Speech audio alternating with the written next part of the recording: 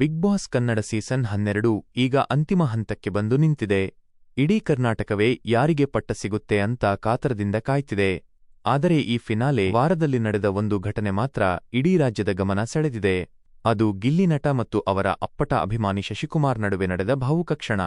Big boss ಮನೆಗೆ ಅಭಿಮಾನಿಗಳು ಭೇಟಿ ನೀಡಿದಾಗ ಅಲ್ಲಿ ಕಂಡಿದ್ದು ಅಸಲಿ ಗಿಲ್ಲಿ ಕ್ರೇಜ್.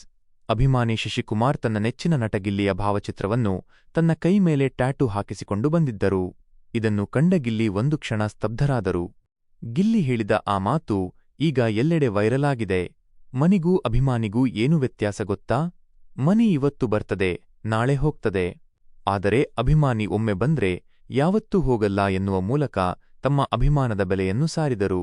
ಸಂದರ್ಶನವೊಂದರಲ್ಲಿ ಮಾತನಾಡಿದ ಅಭಿಮಾನಿ ಶಶಿಕುಮಾರ್ ಗಿಲ್ಲಿ ಮೇಲಿನ ಪ್ರೀತಿಯನ್ನು ಹಂಚಿಕೊಂಡಿದ್ದಾರೆ. ನಾನು ಕೇವಲ ಈಗಿನ ಅಭಿಮಾನಿಯಲ್ಲ, ಅವರ ನಲ್ಲಿಮೂಳೆ ವಿಡಿಯೋ ವೈರಲ್ ಆದಾಗಿನಿಂದಲೂ ಅವರ ದೊಡ್ಡ ಫ್ಯಾನ್. ಅವರ ಕಾಮಿಡಿ, ಅವರ ನಗು ನಮಗೆಲ್ಲ ಪ್ರಾಣ. ಕೇವಲ ನಾನೊಬ್ಬನೇ ಅಲ್ಲ, ಇಡೀ ಕರ್ನಾಟಕವೇ ಗಿಲ್ಲಿಯನ್ನು ತನ್ನ ಮನೆಯ ಮಗನಂತೆ ಪ್ರೀತಿಸುತ್ತಿದೆ. ಮಕ್ಕಳಿಂದ ಹಿಡಿದು ವೃದ್ಧರವರೆಗೂ ಗಿಲ್ಲಿ ಅನ್ನೋ ಹೆಸರು ಈಗ ಮಂತ್ರದಂತಾಗಿದೆ. ಅಷ್ಟೇ ಅಲ್ಲ, ಶಶಿಕುಮಾರ್ ಅವರ ಈ ಟ್ಯಾಟೂ ನೋಡಿ ಗಿಲ್ಲಿಯ ತಂದೆ ತಾಯಿ ಕೂಡ ಭಾವುಕರಾಗಿದ್ದರಂತೆ. ನನ್ನ ಮಗನಿಗಾಗಿ ನೀನು ಇಷ್ಟೊಂದು ನೋವು ಅನುಭವಿಸಿದ್ಯಾ ಮಗನೇ ಎಂದು ಅವರ ತಂದೆ ಕಣ್ಣೀರು ಹಾಕಿದ ಆ ಕ್ಷಣ ನಿಜಕ್ಕೂ ಕರುಳು ಹಿಂಡುವಂತಿತ್ತು. ಕನ್ನಡ ಬಿಗ್ ಬಾಸ್ ಇತಿಹಾಸದಲ್ಲಿ ಒಬ್ಬ ಸ್ಪರ್ಧಿಗೆ ಈ ಮಟ್ಟದ ಕ್ರೇಜ್, ಇಂತಹ ನಿಸ್ವಾರ್ಥ ಪ್ರೀತಿ ಸಿಗುತ್ತಿರುವುದು ಬಹುಶಃ ಇದೇ ಮೊದಲು.